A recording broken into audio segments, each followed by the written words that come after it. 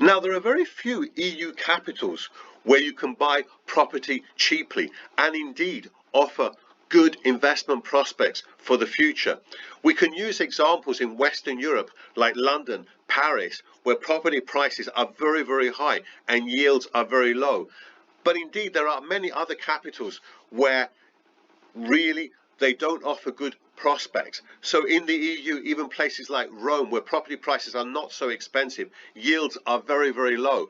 But not only here, most EU capitals do not offer good property investment opportunities. And I'll quote Prague as well in Eastern Europe, where prices now are very high. And again, I would not invest here.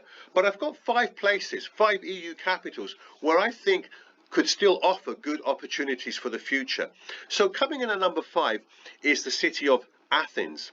Now, Athens has over 3 million people and is the cradle of civilization.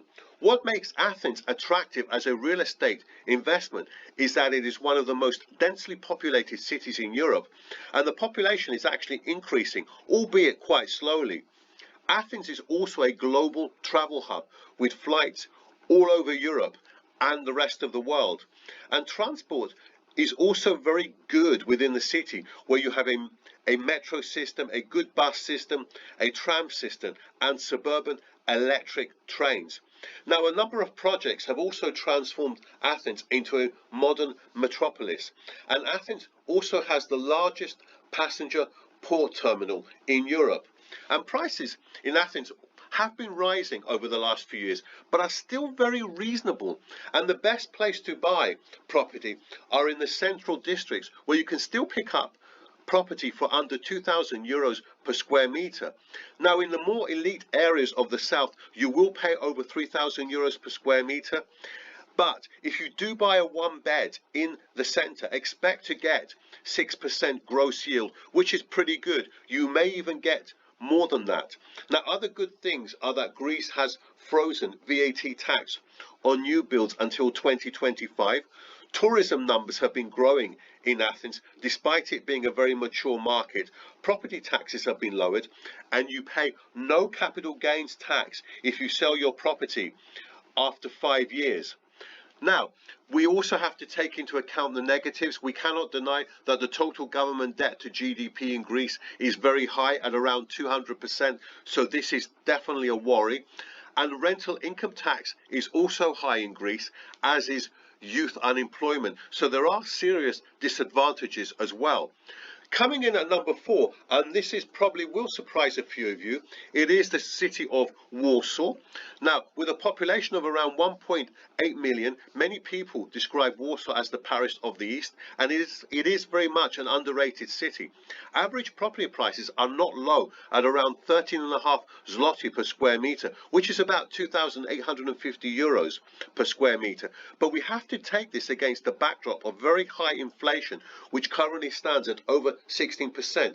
So although in nominal terms prices have been going up, in real terms they've been falling, at least in the last quarter of 2021 and in 2022.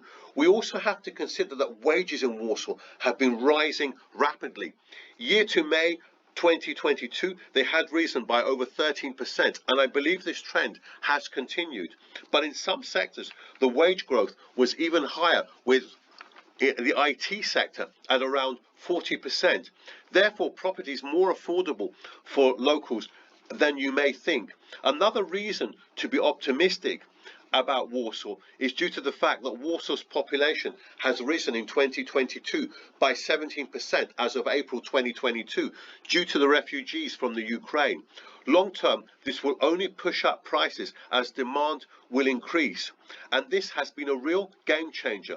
Other factors which make Warsaw a very good investment is good things happening in Poland, low unemployment at around 3%, excellent GDP growth over the last 20 years, and also total government debt to GDP at around 50%, which is much lower than the European average. Now, the zloty has also gone down heavily against the USD and the euro as well over the last 5 years.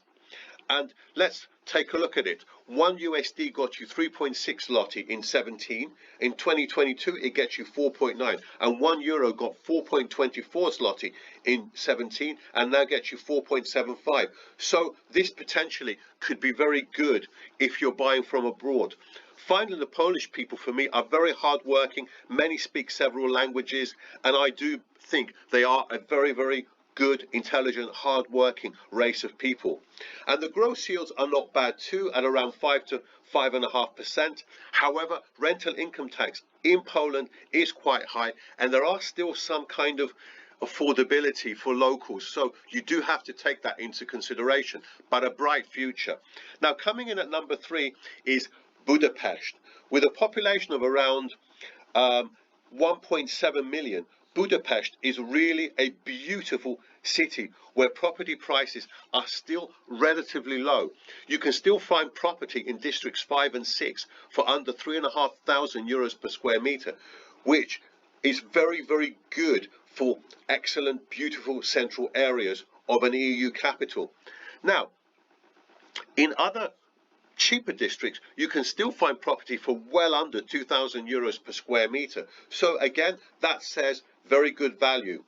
And what will help you in Budapest is the fact that the forint, the Hungarian forint, has depreciated against a basket of currencies. So again, if we compare the last 5 years, in 17, 1 USD got you 265 Hungarian forint. In 2022, it currently gets you 418. 1 euro got you 312 Hungarian forint about 5 years ago. Now it gets you 453, and that's really, really good. Long-term yields are not bad at around 5% gross. Not amazing, but better than most Western European capitals. Another advantage is that the population of Budapest is growing year on year, which is being further helped with the influx of Ukrainian refugees. So again, like Warsaw, this is going to help Budapest as well. Budapest is also in a very strategic position in the heart of Europe, and its main airline carrier is Wizz Air, one of the most important low-cost airlines in Europe. And the tourist numbers in Budapest between 2009 and 2019 almost doubled. Another very good sign. Now, I want to talk about other good factors in Hungary in general are the low unemployment, very good GDP growth over the last 7 to 8 years, apart from 2020, which was a pandemic year, and low rental income tax. Now, my impression of Budapest has always been very positive, of a majestic Western European city, but with Eastern European prices. However, there are some downsides, not least the fact that the local affordability is quite stretched, and also the total government debt to GDP is high by Eastern European standards at around 75%. So that's high, certainly much higher than Bulgaria and Estonia. And also, like many other countries, Hungary is suffering from high inflation at over 15%. Now, as you can see, and this may also surprise you, Bucharest is in second place. Now, when it comes to buying real estate abroad, not many people talk about Bucharest as a good place to put your money in the property market. I disagree. Although property prices have been on the rise in Bucharest, they are still very, very low for an EU capital at about 1,000 to 1,700 to 1,800 euros per square meter on average. Yields are also quite good in Bucharest at around 6% gross, far higher than most European capitals. Furthermore, rental income tax is only 10%, but better still, you get 40% deductions, which are allowed. So in effect, it's only 6%. Property taxes are low. There's no local wealth taxes, and in effect, no inheritance tax as well. And no capital gains on selling property, although you will have to pay a transfer tax, but you will only have to pay a transfer tax of 3%, and this is for transactions for over 450,000 lei. And GDP growth, it has also been very good in Romania since 2012. It's been very good, other than in 2020, a pandemic year, and it has ranged from 2.04% to 7.32%. Unemployment in Romania is also quite low at just over 5%, and total government debt to GDP is at around 48%. Although it has risen from 34%, which was a low in 2018. Now, although this is very good, it's not quite as good as Bulgaria, which is at around 20%. And also, another problem, there are VAT on new builds in Romania. There is corruption, but nowhere near as bad as it used to be. And Romanian inflation is above 15%. So there are problems in Romania and Bucharest.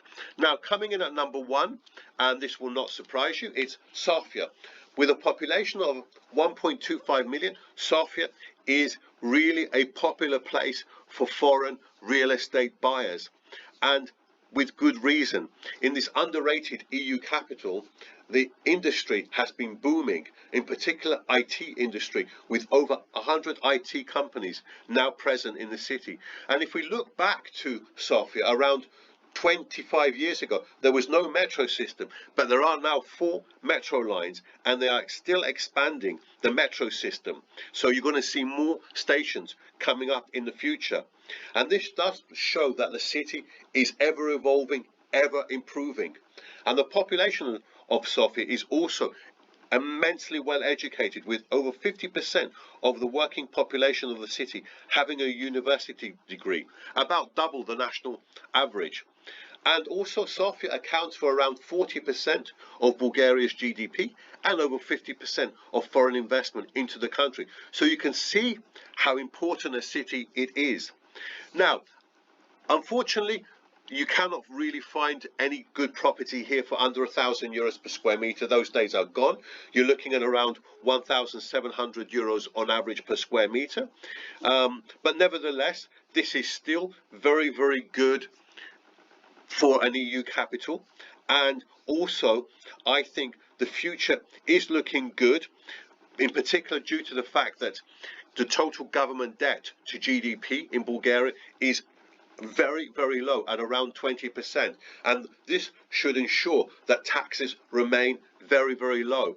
Indeed, rental income tax, capital gains tax, corporation tax are all at 10%. Really, really, really low. So Bulgaria is an EU tax haven in effect, and I don't think taxes need to be risen in the future because debt is so low. A fantastic combination. Also, the population of Sofia is going up, albeit very slowly. And the GDP growth has also been very good in Bulgaria since 2015, and unemployment is low at just over 4%. We do have some downsides, of course. There is corruption in Bulgaria, although it's a lot less than it used to be. And inflation is very high at 17.7% as of August 2022. So there are definitely problems in Bulgaria and in Sofia, but for me this is the number one place to buy property in an EU capital. Anyway, those are my thoughts. I'd love to know your thoughts. Do you agree? Do you disagree? Please give me EU capitals which you think should have been in the top 5, or my picks which should not have been in the top 5. Anyway, that's it for today. Thanks ever so much for watching, and I shall see you soon on the next video.